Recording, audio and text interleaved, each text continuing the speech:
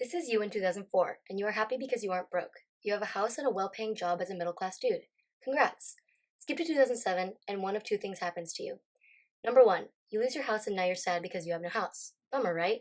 Or number two, you don't lose your house and instead are completely ignorant to what's happening around you, but it's okay because you still have a house. But wait, it gets worse. Skip to 2008, and this is what happens to your middle-class self. You either lose everything, or you're worried you're going to lose everything. However, like most things in life, it got better. But that's boring. So, we are going to tell you all about the miserable time in 2008 and how the United States messed up the world once again, because messing up is more interesting. What changed as a result of the recession? Did anything stay the same? Why did the US economy crash in 2008, and what were its effects nationally and internationally?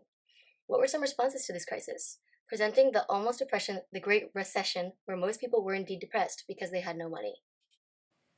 Here are some definitions you need to know in order to truly understand the recession. Number 1. What is a mortgage? A mortgage is a debt instrument, secured by the collateral of specified real estate property, that the borrower is obligated to pay back with a predetermined set of payments. Ew, that sounds gross, right? Hard to understand? Okay, a mortgage is basically an agreement to pay the full price of a property over time rather than upfront. You receive a loan to help pay for the upfront cost, also called a down payment, and to help you start saving to pay off your mortgage.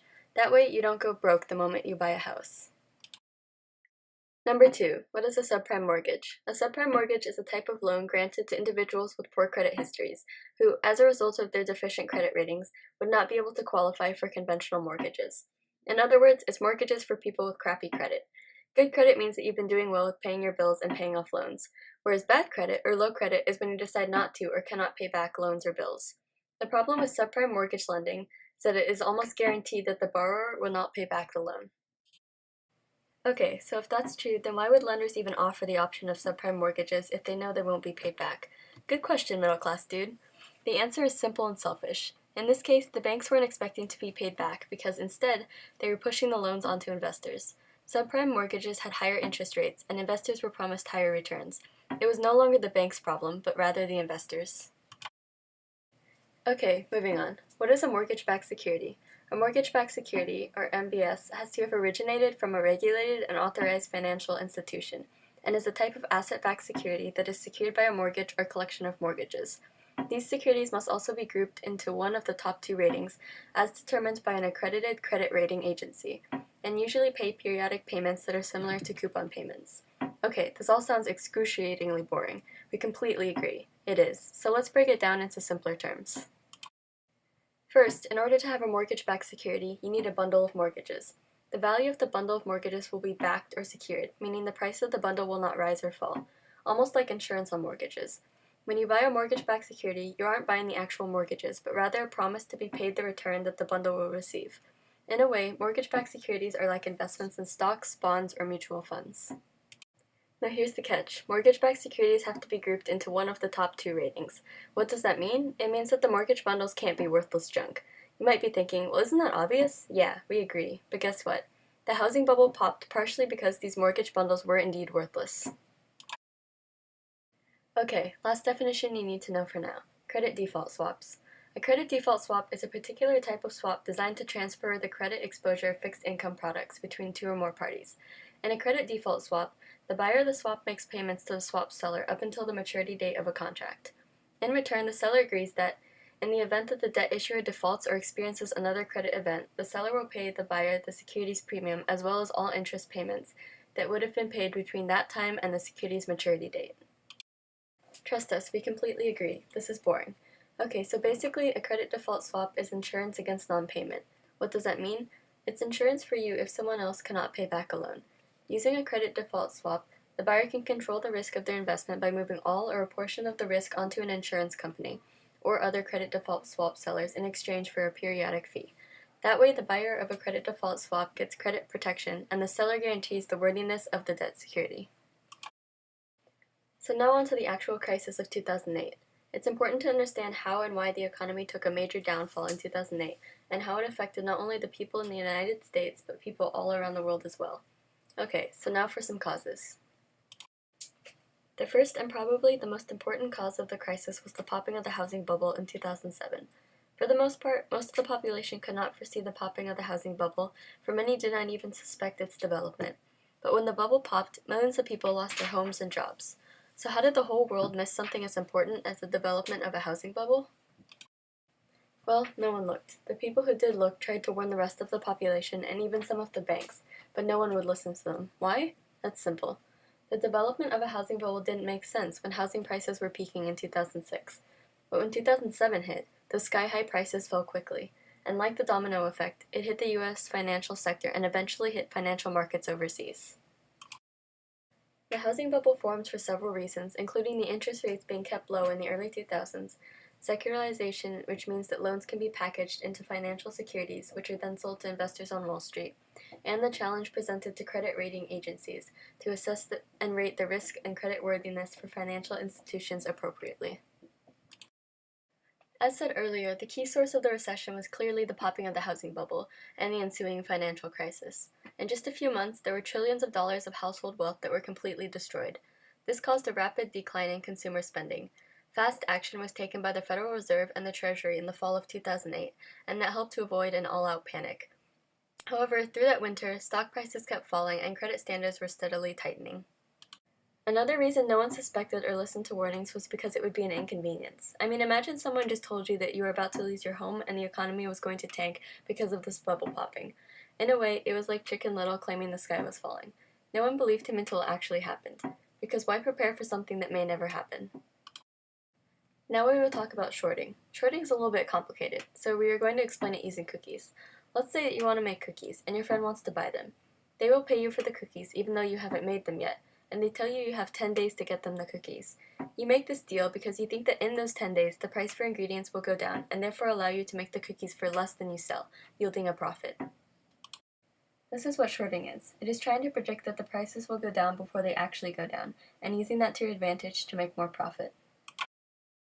Another cause for the crash was the fact that people were buying and promising money to people with the logic that the housing prices will keep growing, which means more money.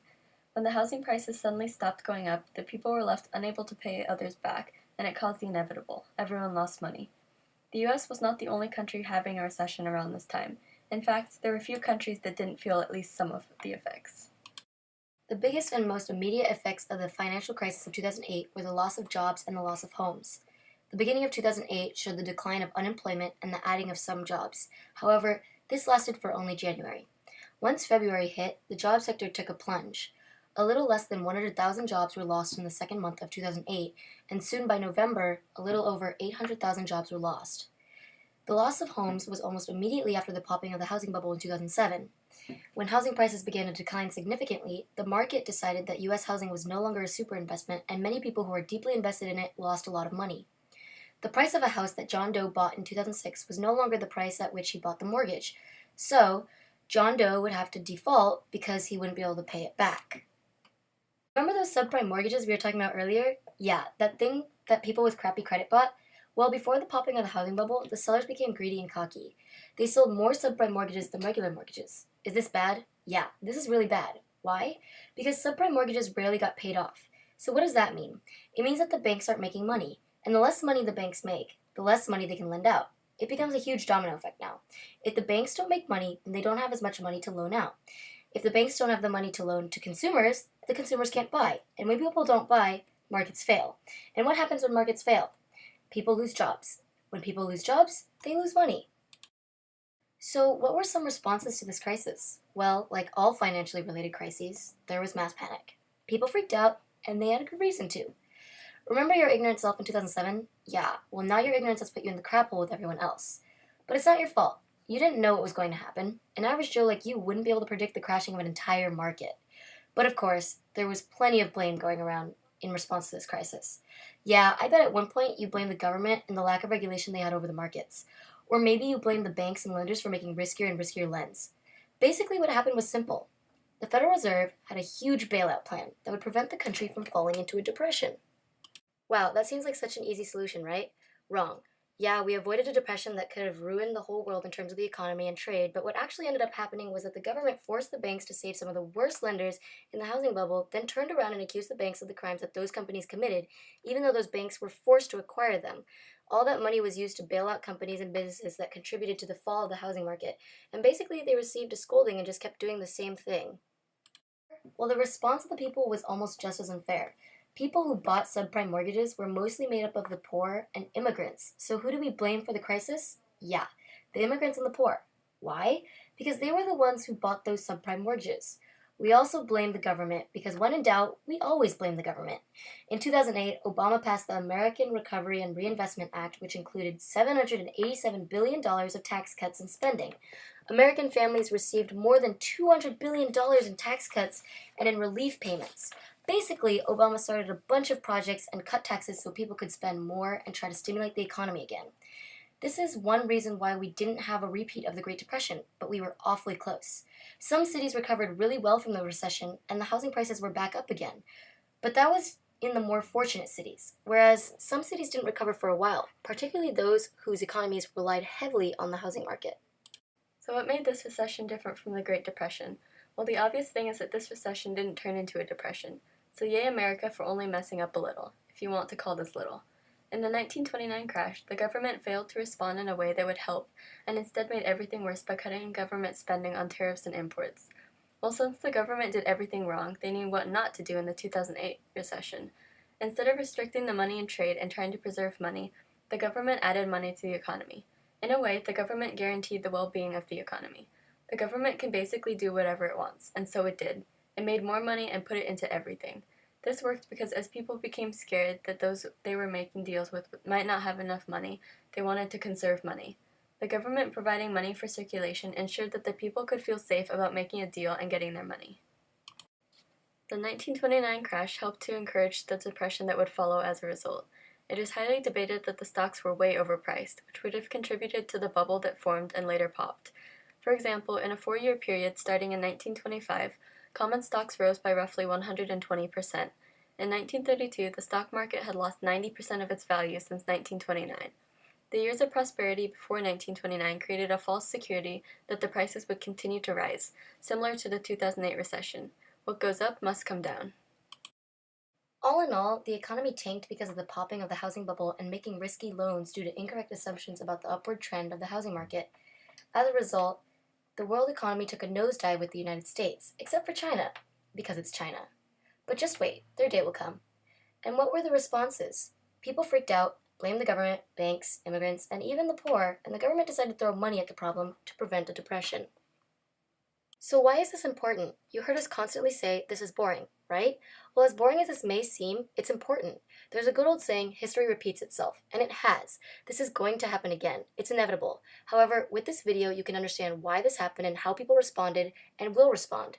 It may not seem important to you now, but one day this video will be relevant, especially in the event of heavy financial loss.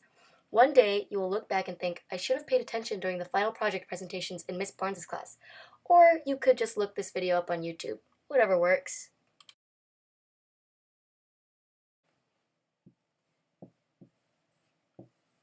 What the?